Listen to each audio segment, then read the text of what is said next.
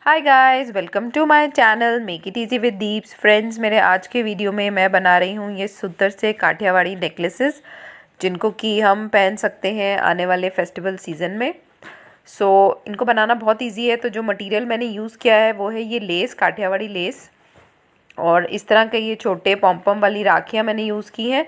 अगर आपको pompom less मिल जाए तो आप वो भी यूज़ कर सकते हैं, वो कन्वीनियंट होगा यूज़ करने में। फिर मैंने यूज़ किया है ये डोरी और सुई धागा और कुछ इस तरह के बीड्स। आप चाहें तो इससे बड़े या छोटे बीड्स या कोई भी कलर में यूज़ कर सकते हैं। Then also we need a scissor. So guys, let's make it easy.